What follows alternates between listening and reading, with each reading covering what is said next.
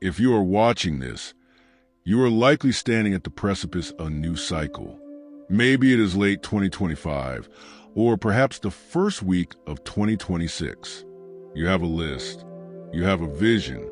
You have that familiar surge of electricity in your chest that screams, "This year is going to be different." You visualize the outcome. You bought the journals. You've paid for the gym membership or signed up for course. But I am here to tell you a statistically proven uncomfortable truth. By February 15th, 92% of the people watching this video will have quit. They won't just take a break.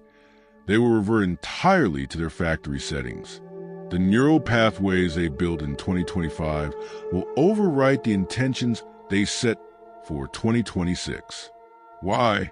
Is it a lack of discipline? Is it a character flaw? No, it is biology. The reason you fail is that you are trying to fight millions of years of evolution with a to-do list. You are trying to use psychology to solve a biological problem. Your brain does not care about your success. Your brain cares about one thing: homeostasis. It wants to keep you exactly where you are, because where you are, even if you are unhappy, is safe. It is predictable. We are not going to talk about motivation. Motivation is a feeling, and feelings are fickle. We are going to pop the hood of your brain. We are going to look at the specific neural circuitry, specifically the friction between your prefrontal cortex and your basal ganglia that dictates whether you take action or stay in bed. There is a specific neural pathway that you have neglected. If you don't fix it, 2026 will look exactly like 2025. If you do fix it, you won't need willpower ever again. To understand why you fail, we first have to understand the enemy. In neuroscience, there is a concept that explains why the first step is always the hardest. It's called limbic friction.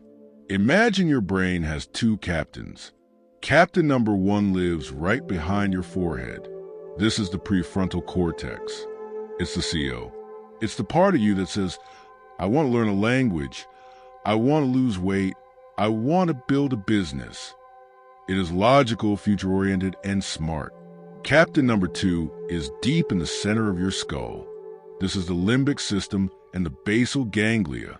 This is the ancient brain. It controls your autonomic functions, your fear, and your habits. Here's the problem. The prefrontal cortex, the logical you, acts like a parent, but the limbic system, the emotional you, holds the car keys. When you try to start a new habit in 2026, you're asking your brain to perform a neural override. You are asking the prefrontal cortex to force the limbic system to do something it doesn't want to do. The resistance you feel, that heavy, magnetic pull to couch, that fog that convinces you to do it tomorrow, that is not laziness. That is limbic friction. It is a metabolic cost. Your brain is literally calculating that the energy required to change is too high compared to the immediate reward. Most people try to overcome this with motivation. They watch a hype video, they get a spike of adrenaline, and they push through the friction for 2 weeks. But adrenaline is a finite resource. You cannot run your life on adrenaline. Eventually, the biological cost becomes too high, the limbic friction wins, and you relapse. To fix this, we need to stop relying on adrenaline and start relying on myelin.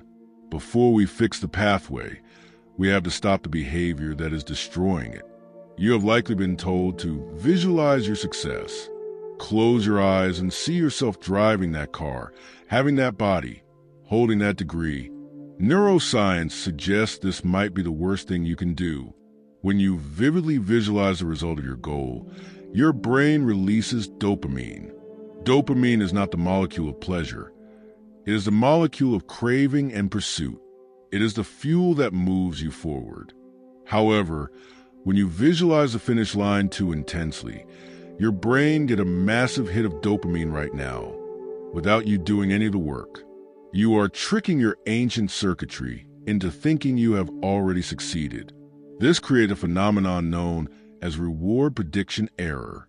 Your brain feels the high of the success in the simulation. Then you open your eyes. You look at your reality. The reality is boring. It is hard. It is far away from the vision. Your dopamine levels crash below baseline. This crash is felt as disappointment and lethargy. You literally sap your own fuel tank by celebrating a victory you haven't won yet. So, rule number 1 for 2026, stop visualizing the outcome. Instead, you need to engage a different neural mechanism. You need to visualize the process and, surprisingly, the pain. Now, let's talk about the specific pathway we need to fix. It's located in the basal ganglia, a cluster of neurons deep in the brain involved in action selection. Inside the basal ganglia, there are 2 primary circuits, the go pathway and the no-go pathway. The go pathway facilitates action. It says do it. The no-go pathway suppresses action. It says stay still.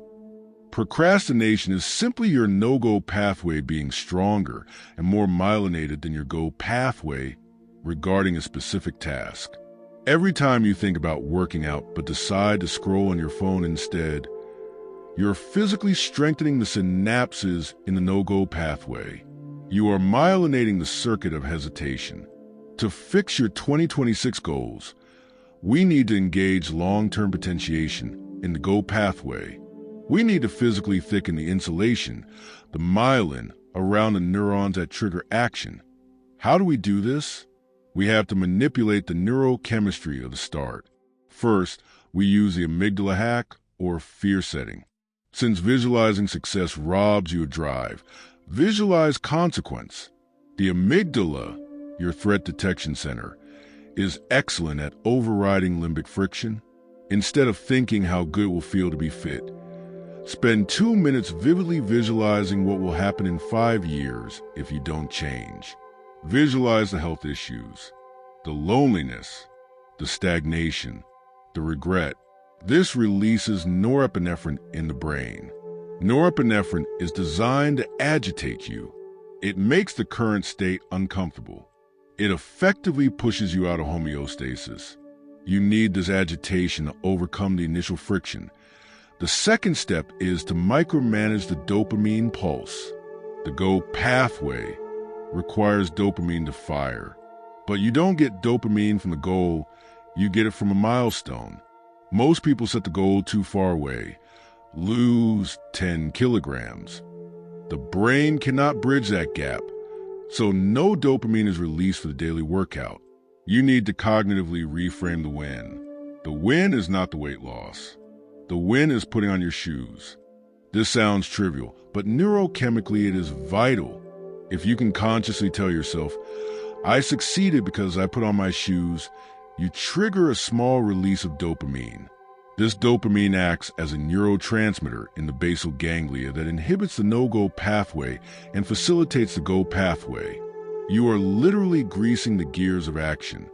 Finally, we need to talk about failure and neuroplasticity. When you start learning a new skill or building a habit in 2026, you will make errors. You will feel frustrated. Most people interpret frustration as a sign that this isn't for me. Neuroscience says the exact opposite. Frustration is the chemical signature of neuroplasticity. When you are struggling and failing, your brain releases acetylcholine. This chemical marks the neurons are active, effectively flagging them for change. It's like a spotlight highlighting the error, but the change, the actual rewiring, happens during rest. If you quit when you feel frustrated, you waste the acetylcholine. You went through the pain but didn't get the gain. You must embrace the 85% rule. Optimal learning happens when you are succeeding 85% of the time and failing 15% of the time.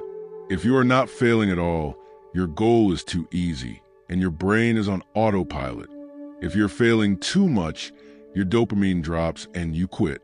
Adjust your daily goals for 2026 so that they are hard but achievable.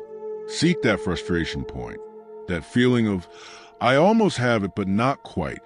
is the sweet spot where the neural pathway is being rewritten. It is crucial to understand that your brain is a historical record of your past thoughts and actions. If you have spent the last 5 years procrastinating, you have built a superhighway for procrastination. The neurons wire together and fire together. When you wake up on January 1st, 2026, you are not a new person. You are the same person with the same neural architecture. The only way to change the architecture is through friction. You have to understand that the discomfort you feel when you try to change is not a signal to stop. It is a feeling of the neural pathway being forged. It is supposed to hurt. It is supposed to feel awkward.